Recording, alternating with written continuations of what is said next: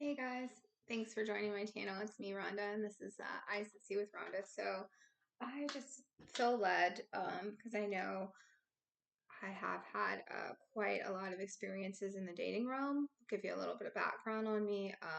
I am, I just turned, Lord, I just had a birthday, guys. I'm in my 40s. I just turned 48, right? So I'm divorced, mother of four. I have dated a lot in my life.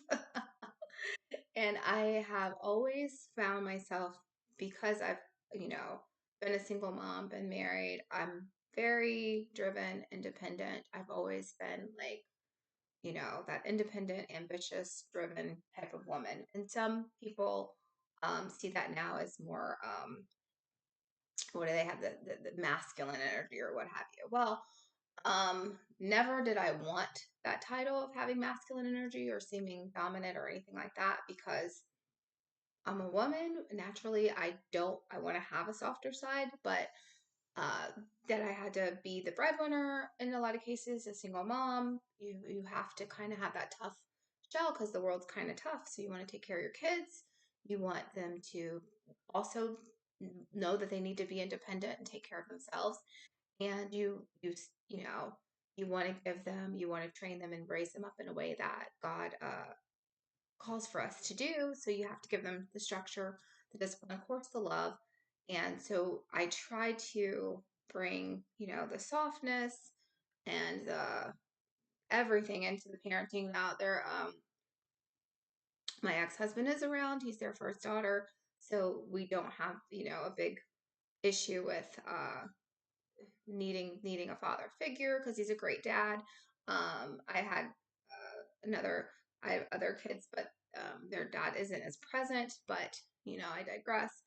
It happens. So sometimes I would try to overcompensate. I want to say, and for the fact that if there was an absence, I would try to make that up. I'd feel a little bit of guilt and shame, so I would try to overcompensate. I never liked the role of you're being both mom and dad because there's a role for the man as the father, and there's a role for the woman as the mother, the nurturer. That's just natural. I never wanted both titles. I don't think that's right for women to even assume that they have the right to even ask for that. I think it's terrible because God made a man, and there are certain things that fathers bring that mothers cannot do. It's just impossible, and I don't want to try.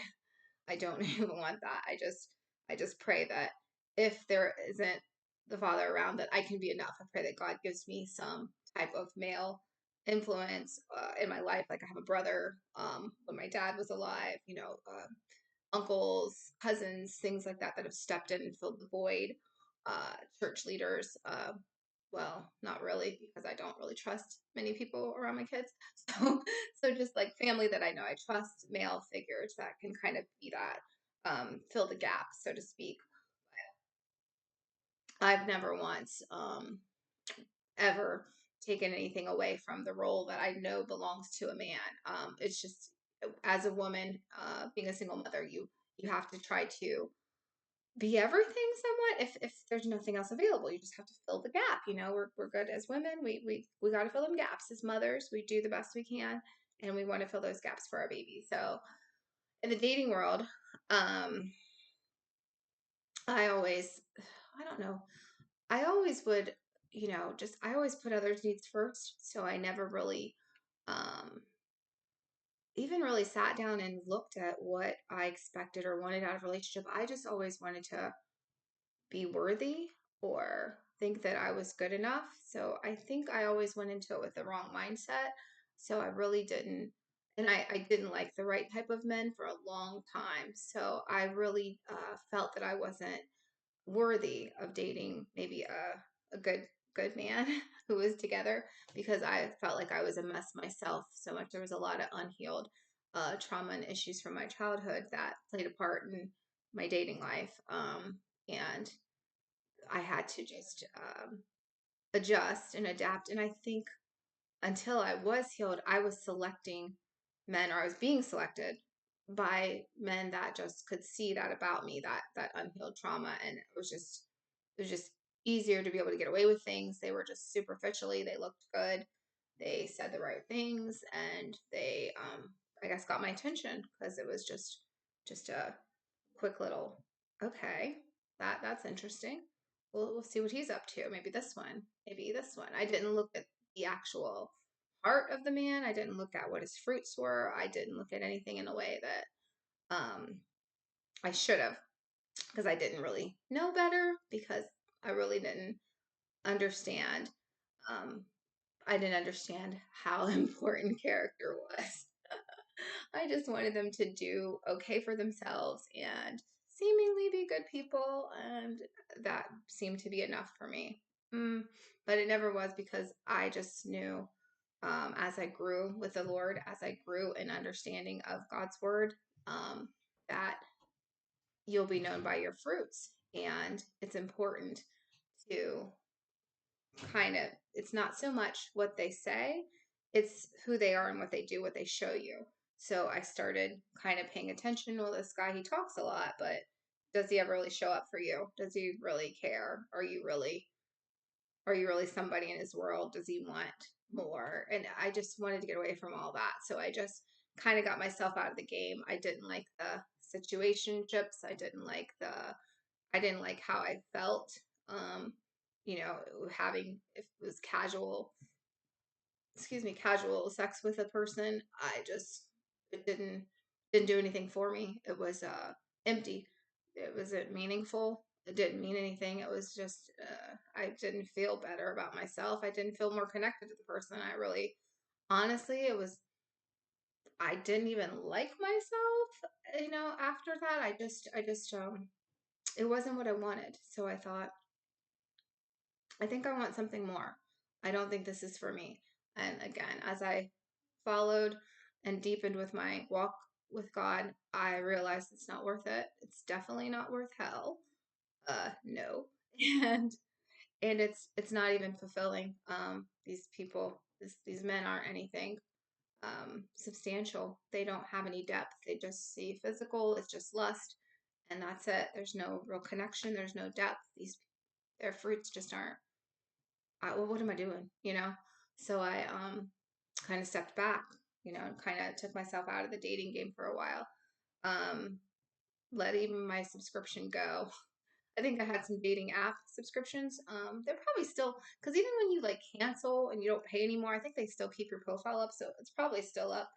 And that was the weird thing. Like after I had a bad experience, like early summer, I had went on a trip, and a really wealthy guy, and he just seemed like a lot of fun. He was a little different.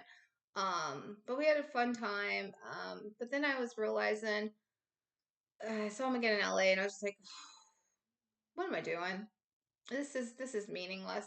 Yeah, he's got money. Yeah, he's funny or whatever, but he has absolutely no depth. There's nothing to this guy. He's so base, superficial. There's nothing real there. And I just, it wasn't what I wanted, and it didn't make any sense. So I was like, I'm done. I'm not going to deal with this. And I said a little prayer to God, and I just said, Lord, if it's your will, I'm not. One day I would like to find a true man of God, somebody humble. Please prepare my heart, prepare me.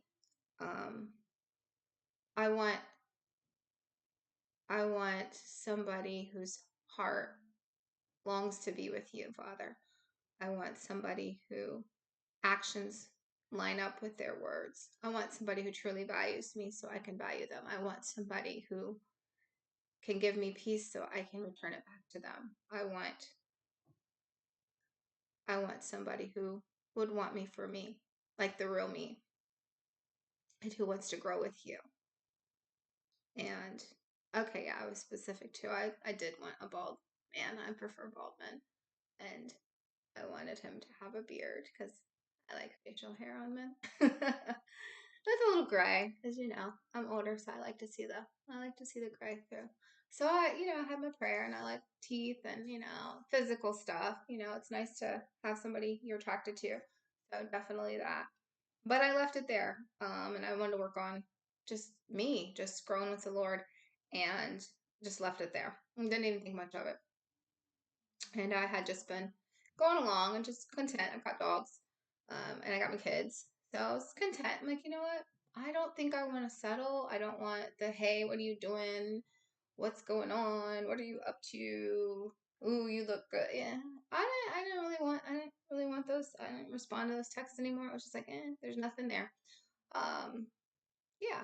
So I left it alone for a while, didn't think about it, and actually one day, I was looking through, I had like a little pop-up indicator, and I was on one of those dating apps, and I only checked it because I knew I let my membership expire. So I was like, they better not be charging me. So I'm going into it because I'm like, I know I got rid of this app. So I go into it and I see this little message pop up. And I'm like, oh, he's cute. And I never get messages because I didn't, for, when you don't keep your subscription going, they usually like kind of block you so you can't see anything. So it was blocked, but I saw that one message from this guy. I was like, oh, he's cute.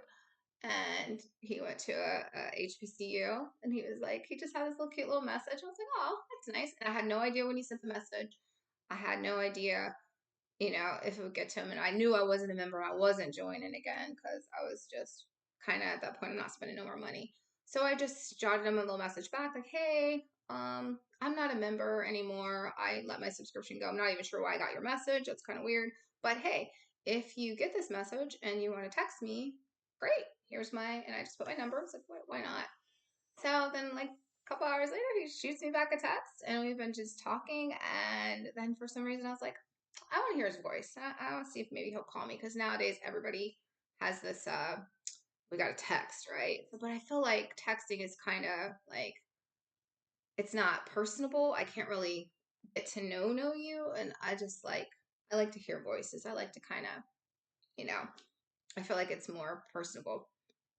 So I asked, could we talk on the phone? So we start talking on the phone, and after our conversation was amazing. After we were about to get off the phone, he asked, could he pray for me? And we prayed together. Never in my life have I had a man that ever wanted to pray for me. Never, never. So it was really like, whoa, really? And I was like, this is wow. And then we followed up. We started doing Bible study together, and he was very intentional. He said, when can I meet you? And I'm like, we just been talking a couple weeks, and I'm used to, with the online stuff, sometimes you just kind of banter along forever and then just forget about each other. It's kind of a weird thing. So I was like, oh, well, you really want to meet? Well, sure. So I'm like, I'm not big on places. Let's meet at the park or whatever.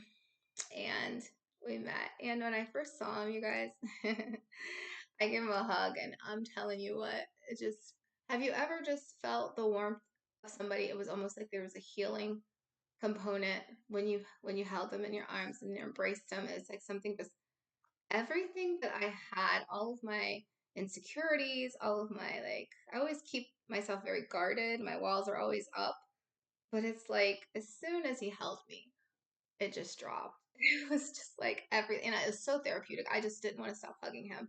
Like I just hugged him and held on, and I was like, this is so wonderful. And we just embraced for a while, and we had the best time. And it wasn't anything major. It was sitting at the park, and we just walked the park, and we sat and we talked, and it was the best time.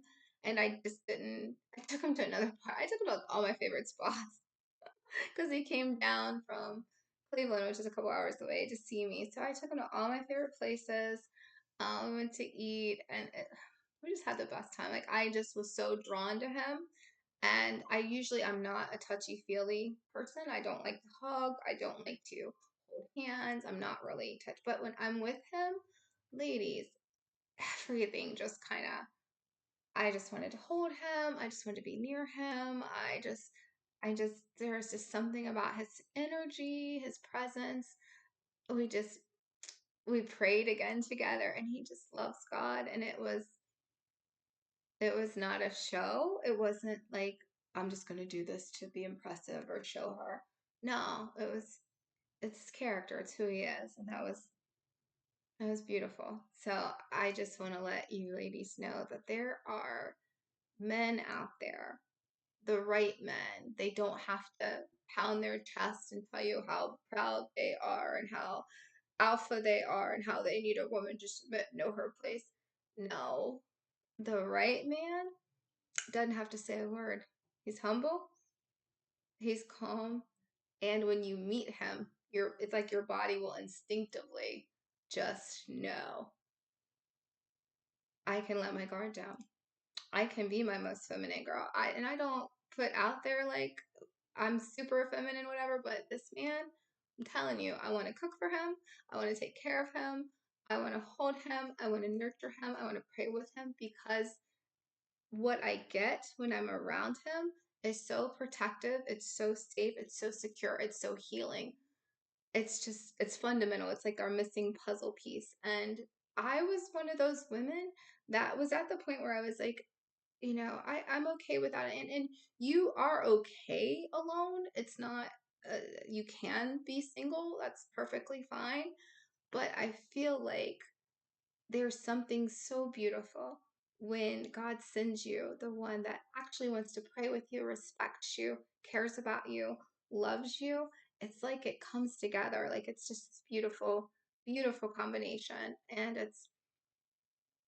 it's just great. And you don't even have to have that conversation about submission or obedience or anything like that because you naturally want to submit. You naturally want to be your most feminine self. You naturally your guard just goes down. You don't got to say nothing. It's just like, you know that this is a man, he can take control, he can lead, and I can lay back and just be there for him. I can just be that for him. And I just want to make sure he feels that encouragement and knows how wonderful he is and knows that he is doing such a great job. And I'm so proud of him. And I'm just, you guys, it's out there. So I'm just letting you know you don't need to be told what your role is when you find the right man.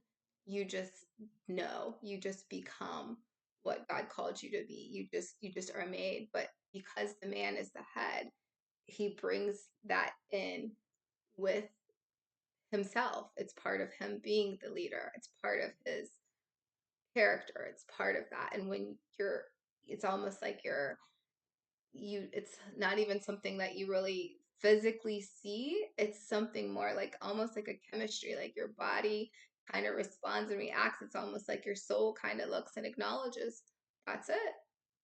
That's I can let my guard down. I can be myself. It's almost like your whole just being is just like there. That's what it is. And it took me a long time. And I'm out there and I just wanted to post this to let the ladies know it's not you that has to try to work all these things to become more feminine and more, it's already in you. God put it in you. It's who we are naturally. When the right man comes across, you will be your natural setting. You're naturally submissive. You're naturally want to be a nurturer and caregiver. It just comes. The walls go down because that man is a true leader. He's a true man of God. And you no longer have to hold these high walls and hold everything up like was that Atlas guy holding everything on top of the world. You don't have to do that anymore.